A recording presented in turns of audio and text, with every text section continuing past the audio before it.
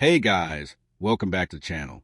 Today's video marks the long-awaited return of a sovereign citizen you'll definitely recognize. And yes, he's back in the courtroom once again, going head-to-head with the no-nonsense legend, Judge Oakley. I could have rushed this upload yesterday like everyone else did, but the audio quality was so bad you wouldn't have understood a single word of his arguments. So instead, I spent the entire day cleaning it up to make sure you're getting the clearest, most watchable version possible. If you appreciate that extra effort, hit that like button. It genuinely helps the channel.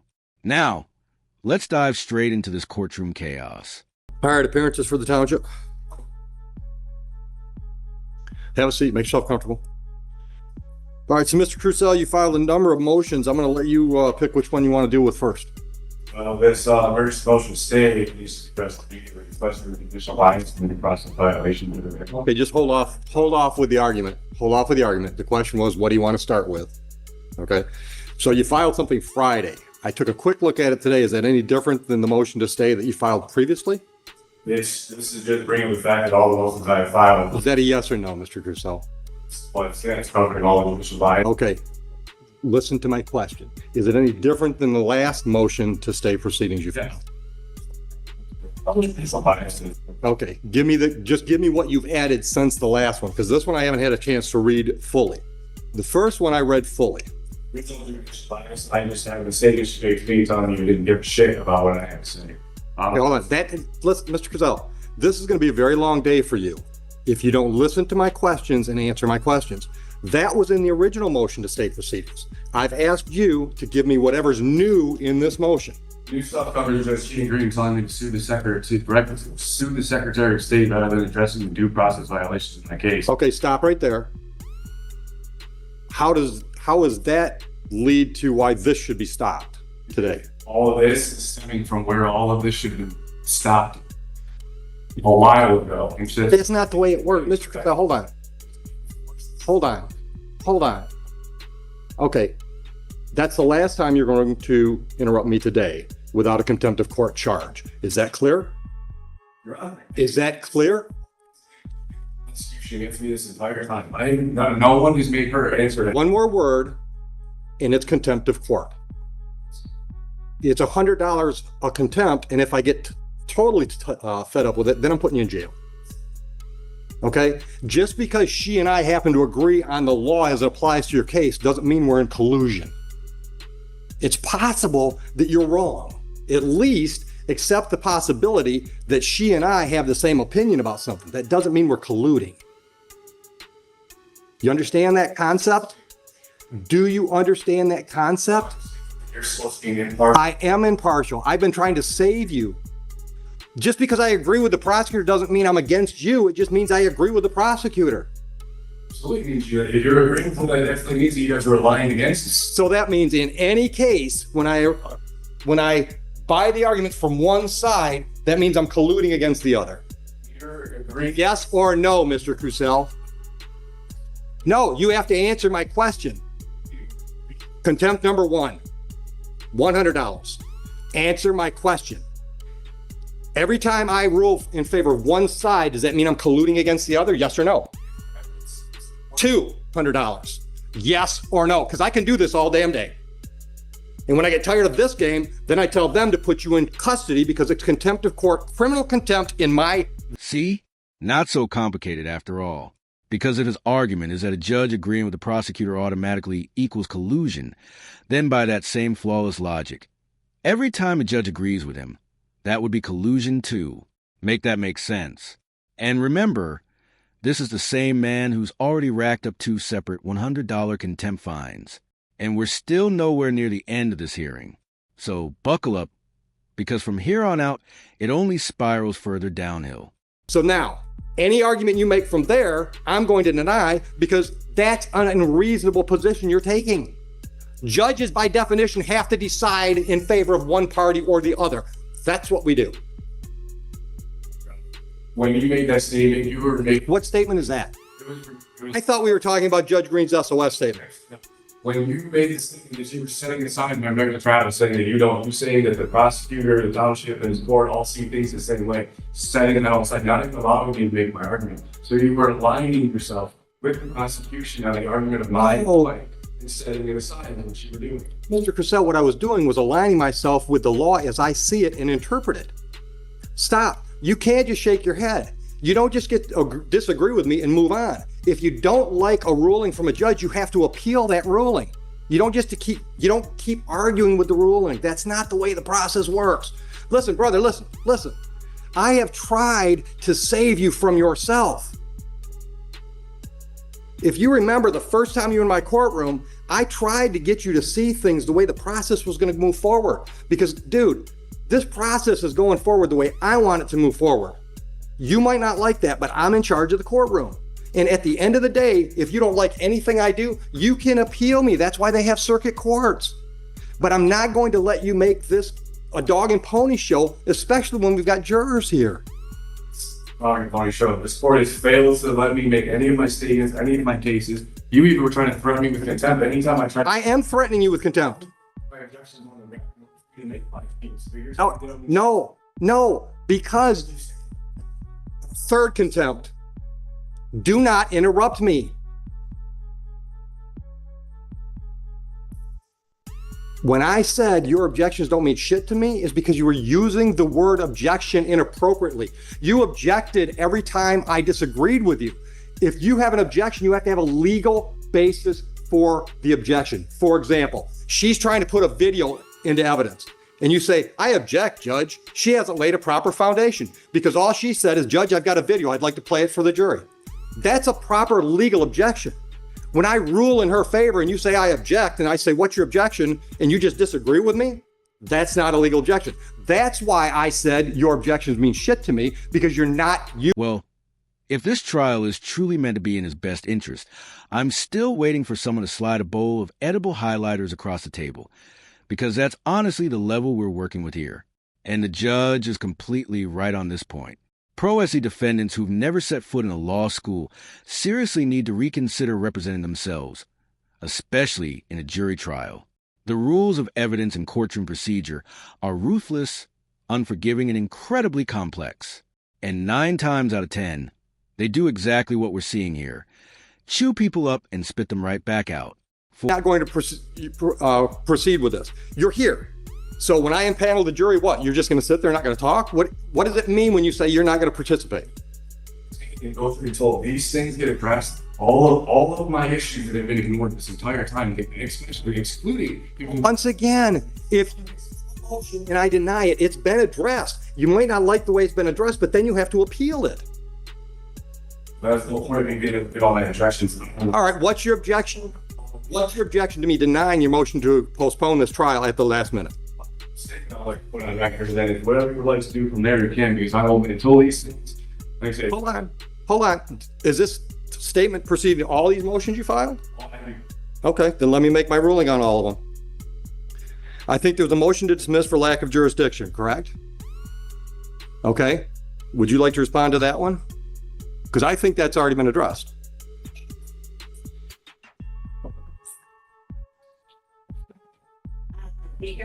Please arrested Mr. Crusoe while he was in Huron Township. 34th District Court has jurisdiction over offenses that occur within the township, both civil and criminal. This is criminal and Did you appeal Judge Green's decision on that motion? I'm investigating because I've been in contact with the appeals. Okay, so there's no appeal filed yet, correct? I'll take that as a yes. There's no appeal filed. That motion is denied then. She made the ruling. You don't get to ask me to make the same ruling. Once again, don't interrupt me because I can go to 4 real quick. Judge Green, a judge in this court, ruled on that exact motion and denied your motion. That motion has not yet been appealed, and it certainly doesn't get appealed to me. Is that clear? Yes. Thank you. Next motion. Motion to... The judge can't just come in here and say. It was a little hard to hear him there, but what he tried to argue was that a judge can't just walk in and declare jurisdiction. Spoiler alert, that is literally one of a judge's primary responsibilities. And don't worry, we'll break this down later in the video. But for now, Here's what matters. The alleged incident happened in Huron Township, Michigan, and by legislative definition, that places this case squarely under the authority of this district court. In other words, yes, the judge absolutely has jurisdiction, despite whatever sovereign citizen fairy tale he's clinging to. Again, listen to me. Then appeal her to circuit court. A judge made a ruling. You don't get to keep arguing that same motion. Also said was that Judge Martin was setting aside and that I should go sue the Secretary of State. The things that she's claiming and saying were never said to me. And anybody have all the recordings and they're submitted to the court. These things were never said to me. And then she comes in here and makes these accusations and saying that the judge said this, the judge said that. Fine, then I'll say the same thing to you. Listen to me. Here, on your motion to dismiss for lack of jurisdiction, denied. By me, you can appeal me. Because the reason she stated, the Township of Huron issued you a citation. This court has jurisdiction over citations issued by the Township of Huron. So for that reason, I'm prepared to move forward and adjudicate that citation. Is that clear enough so you can appeal my decision? Fine. Okay. Next one up is motion to reconsider for bias and judicial misconduct. Denied. Would you like me to clarify that in any way? Yes, absolutely. Okay. Okay.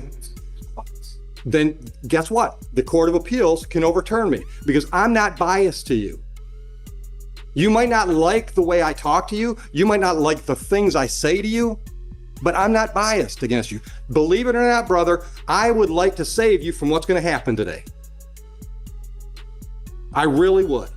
Because here's my dude, let me talk. You have turned what should be a fairly minor misdemeanor and civil infraction situation into a huge mess. I don't think it's going to end well for you. I tried to save you from that the first day you were here when I tried to convince you to have some conversation with a court-appointed attorney, and you didn't want to do all that. I know in my heart of hearts, I have no ill feeling towards you whatsoever. And I'm going to give you the best trial I can give you today if you decide to participate. But I am not going to let you drag things in front of this jury that I determine are not relevant because that's my job as the gatekeeper at the judge over the trial. I'm not going to let you get into a bunch of arguments that I think are just going to cloud issues if I don't think they're relevant. That's my job as the judge, not because I don't like Mr. Crucell. It's because my job as a judge is to run this trial efficiently and effectively. And I'm going to do that. And if I do that, I anticipate I'm going to step all over your toes and your beliefs. But that doesn't mean I don't like you or I have bias against you. So I am denying your motion to recuse myself. Anything else you want to put on the record so you can appeal that decision? Once again, stop. That's an improper use of an objection. What you want to say is, I disagree with that, which is fine. That's why you appeal it to the circuit court. But it's not an objection. What's your legal objection to my ruling? That's not a legal objection to a ruling. That's not a legal objection. So, that's two motions down. The next one is motion for relief from judgment. I'm assuming that's Judge Martin's decision to set aside your defaults. All right, do you really want me to grant that motion? Because if I grant your motion, that means the default that was set aside, defaults that were set aside are reinstated. Is that really what you want today? Well, listen, Mr. Crucell, yes or no? You filed a motion asking me to set aside a decision that was made. Do you really want me to set that decision aside? Because that means those civil infractions are then in default and they're done. Is that a yes or no? And this is where his lack of legal understanding really takes center stage. Whether you want to call it shining or a full-blown crash and burn is up to you. He's now objecting to everything, demanding that every single ruling be thrown out, including the rulings that were actually made in his favor. Let that sink in. A previous judge already set aside certain default judgments against him, meaning they were completely wiped off the board. But now he's trying to set aside the set-asides, which would literally resurrect those same judgments and put him right back where he started. At this point, he's not fighting the court. He's fighting himself. Set aside those do you want me to set aside the default set-asides? Do you want me to reinstate those default judgments? Then I'll deny that motion. All right. You filed something called Notice of Constitutional Rights, which I didn't see anything where it required me to make any decisions or anything else. You're just letting me know that you're standing on the Constitution? So am I. All right. The emergency stay we dealt with. You also file an affidavit of non-consent. You didn't need to file paperwork for me to know you didn't consent with the proceedings, but I got the message there. Was that the only message I was supposed to get out of that document? Essentially, yeah. Okay. Okay. I don't need a preachy moment. I just want to make sure I wasn't supposed to get anything else out of that affidavit other than you don't like the process that we're involved in. Next thing I had on my list was affidavit of non-consent, motion for judicial notice. What does that, judicial notice of what? Certain terms that this prosecutor keeps trying to use and apply in this case that are not the lawful terminology being used. Okay. For example? You use motor vehicle. Okay. Motor vehicle's pretty much a term of art in our business. Law differences not being used. Absolutely. Well, then you can make those arguments. But you can't tell her she can't use that phrase. Yeah, but I'm not the trier of fact. So if you want to make an argument to the jury that her use of the term motor vehicle is improper, you can make that argument. Is that what you're concerned about? Is you're not going to be able to make the argument? Yes. Get what stuff on the record? Filings. Well, I can guarantee you're not getting all these filings on the record because the jury has no reason to know about all your motions. All of this has to go. Everything's taking place. No. Exactly. No. That's not the way it works, Mr. Cassell. That's not how it works. That's not how any of this works. No, Mr. Cassell. All right, listen, brother, listen. You don't get to tell me what my job is. I've been doing it for 25 years. Listen. Well, then that's why they have appellate courts for the fourth or fifth time. I decide what this jury gets to see today. I decide. That is, by definition, the role of the judge at a jury trial. I get to decide what goes in front of that jury. If you don't like the decisions I make, you appeal those decisions. That's the way it works. What this jury has to decide today is whether or not you violated the township ordinance on that date. Hold on. None of these legal arguments about whether or not I should recuse myself or whether or not you notice me up for constitutional rights, none of that has to go to that jury.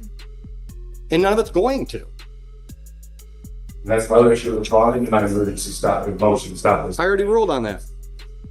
Certain acknowledge my motions for my next travel. Once again, I'm not trying to, I'm doing my function as a gatekeeper for a jury trial. I'm deciding what's relevant and what's not. And you can disagree with me that all day long. But we're going to do it, once again, we're going to do it my way. You can appeal me. I've been appealed before. I'll probably be appealed before I retire again. It's okay. That's the way the process is set up. I encourage you to appeal me. All right? I am open-minded enough to think that perhaps my mindset about your whole travel, whole thing, maybe that's all wrong. So a circuit court judge can tell me I'm wrong. But so far, and I've ruled this way a number of times on the traveling issue, nobody's ever appealed me to lead to a circuit court judge to tell me I'm wrong. But I'm open to that idea. I said, well, you just keep, each judge has done the same thing. They just keep setting aside and acting like it doesn't even exist, not allowing me to make my case, which is violating my rights to be able to produce my case in my head. What's your case that traveling doesn't mean operating? I'm accepting the fact that this court's violated my due process rights in every way, the judicial bias and the fact. All right, then appeal me. But today we're having a jury trial. Stating an unlawful jury trial, and I think that late statement I need to get on the record. Right, but hold on a minute. Once again, I want to know what that means. You're not participating. Not participate in a jury in a trial where there is clear bias in this court against. It violates my rights to a fair trial. 100%. And you want to keep overlooking. No, I know that makes you seem like they're not a big deal. And no, your rights are a really big deal. Obviously not, because you can sit there and say that the things that are happening, the things you're saying, and just try to give these excuses all just because I proved you on this. You are aligning yourself with the prosecutor on my right to trial, completely setting aside, not allowing me. Mr. Purcell, no, I'm not. Listen to me. No, it's not. Listen to me. She could step out of the room, and I still think your travel argument is bullshit. Traveling, the right to travel. When the Constitution was written, there weren't just no cars in America. There weren't cars anywhere on the planet. So while certain constitutional interpretations do protect a citizen's general right to travel, there's absolutely nothing in that document that grants anyone a constitutional right to operate a motor vehicle. Driving has always been treated as a regulated privilege, subject to licensing requirements and traffic laws, not some sacred, untouchable freedom the Founding Fathers carved into stone. Or traveling in a motorized vehicle, that brings all those ordinances into play. That's my legal ruling. Appeal it. I encourage you to do that. But that whole traveling argument, which, dude, I've been through that argument a whole lot more than you have. Trust me, in the last 25 years, I've had that argument a lot. Traveling as you try to apply it meant you could not be stopped by the government from walking from one venue to another. But when we got motorized, then the rules kicked in. Rulings from the American jurisprudence sites that literally stated that yes, first of all, you're allowed, and including automobiles, as long as one does not interfere with another's rights. And this is something that's been established to be secure. Then appeal me. Take that precedent and appeal me. As well. Okay, that's your right. I'm not trying to stop you from doing any of that stuff. I'm just trying to stop you from bogging down this jury with stuff that I've determined is not appropriate today. Because just because you're determining it based off of what though? That's what I'm saying. All these things are relevant and they are accurate. They're relevant to you. They're not relevant to me. I've made the decision. I have made the decision. I made that decision months ago and you didn't appeal that. I mean, the process which is not an appeal. Is an extreme, lawyer, but there's bullshit that you can't do that. Absolutely, I do that. 100%. No. Listen to me. If I don't hold you to the same standard I hold her to, then I'm treating you differently than her. How is that unbiased and impartial? You've decided to engage yourself in this venue, in this arena. That means you got to know the jury structure. Yes, you have. I'm sorry, but did he spend multiple hearings loudly insisting that this court had zero jurisdiction over him? Because if you and your merry little band of bargain bin legal theorists told me I'd be arrested if I didn't show up to your so-called court, I'd tell you to buzz off too. You don't get to scream no jurisdiction for months on end and then suddenly act shocked when real consequences show up at your door. You didn't have to do it. You didn't have to do it as an untrained layperson. You had free access to qualified, competent legal counsel. They're still here. There's one right there behind you. He's still ready to help you. You chose to do this yourself. That means you've got to know the court rules. You've got to know the statutes and the ordinances. You've got to know the rules of evidence. And if I help you through those lapses in your knowledge base, that's not fair to the prosecutor. Then I'm taking sides. Now, I'm not going to let her walk all over you and try to trick you because you don't know some of those rules and statutes. But I am absolutely going to require you to know what you're doing because you've chosen to do it. That doesn't show bias. That shows impartiality. There is no partial anything. I have the. Once again, Mr. Crusoe, that's your opinion. No, it's your interpretation of the facts. So you have to appeal my decisions. And look, dude, the fact that you're not in a jail cell right now shows how impartial I am.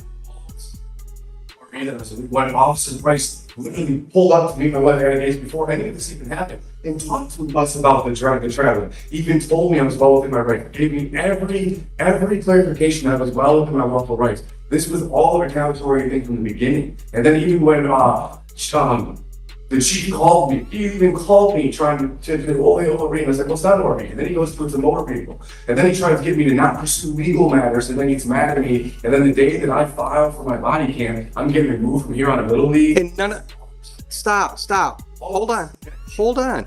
I don't doubt that it is. But I think we got into this a little bit the first time you were here, and I told you that's not proper for this venue. If you want to complain about the way the Huron Township Police Department handled this, you can file a civil lawsuit against them if you want to. But what's in front of me is One civil infraction and 2 misdemeanors. That's what's in front of me. Oh, every time I force it to make my case, the court just keeps setting all my stuff and not allowing me to be heard. Because I'm gonna make decisions based on the facts. That jury hopefully is gonna make decisions based on the facts that are presented.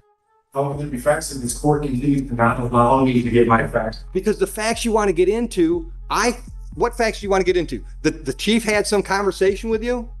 It's not even just that. I mean, well, yeah, regardless, I have all of that to cover too. The fact that my defense, based off what I was doing, I didn't have to produce any of that. It just keeps all just thrown aside. Every single, and just not even trying to acknowledge any of it. So hold on, I don't understand. Hold on, you want to be able to testify to this jury? No, it's not. I'm not testifying. That's what I'm saying. It's the amount of judicial bias in this. Look, I don't know what he thinks judicial bias looks like, but I can guarantee he hasn't even come close to proving it. And if there were actual bias at play, he wouldn't still be standing there confidently making argument after argument on the record. This spectacle is continuing for one reason only: the judge's extraordinary patience, not prejudice. I'm done hearing about bias. You need to appeal me. I don't feel I have bias. Well, I don't feel that I would have a fair trial here with everything that's been taking place by the final policy. Why did we? And I've denied all these things. Well, of course you can deny it. Again, show them again that this. Once again, Mr. Cruzel, just because I disagree with you doesn't mean I'm biased against you. Maybe I just think you're wrong. Is it possible we could have a difference of opinion? Told them that she was just not announcing myself because the Secretary of State will make sure that this isn't a big deal. I'm showing them. I'm not gonna. It's no impartial support here. I've never brought a Secretary of State, have I? This is where this all stems from. These are the things I've been trying to get noticed. This thing talks about. What do you want getting noticed that we're not getting noticed? The fact that this is collusion and judicial bias. It is not collusion. What? All right, listen. What are you going to do today? Because I'm ready to bring the jury, and I've denied all. Stop! I've denied all your motions. I'm ready to set the trial. Are you not going to be here? Your Honor, hasn't established nothing is even put in here, right? And especially regarding the jurisdiction stuff. Once again, we're at $300 now. We're going to 4. I'm going to ask you the question again. I'm ready to call the jury. Are you going to leave? There's no way they're going to be here trial. That didn't answer my question. I need to know how I'm going to proceed, because we can have the trial if you just sit there. I'll just tell the jury you've decided to represent yourself, and you might not say anything today. So that's the way you want to go with the trial. Okay. Everything is on. Okay. Okay. No. Let's on the record as you feel they should be.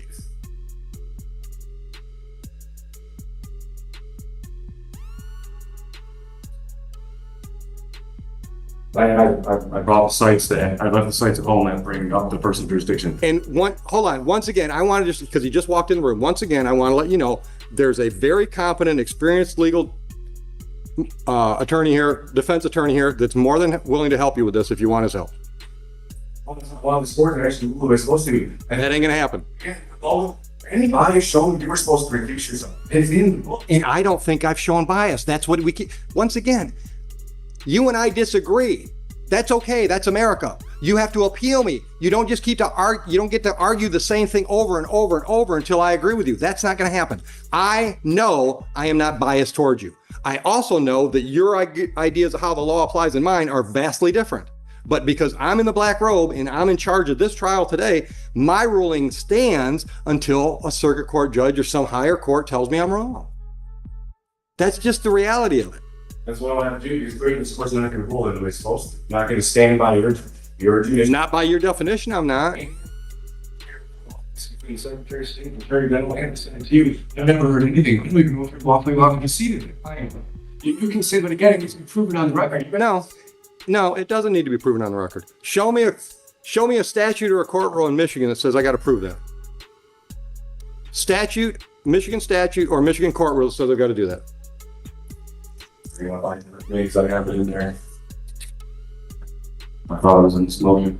So you're such a great legal scholar. MCL 168.420 and MCL 168.467 mandates that the judge must file with the state, and you provided 1X. That is what it is. You have to think. That's not what either of those statutes say, not even remotely. He cited two Michigan laws, MCL 128.420 and MCL 128.467, and all they do is outline the basic qualifications for becoming a district judge and the requirement to file an oath of office. That's it. Nowhere, and I mean nowhere, do they say that if someone demands a judge produce that oath in open court, the judge must comply, or the entire case disappears into thin air. He didn't discover a loophole. He flat out invented one. And this next part right here, this is exactly why I love watching Judge Oakley.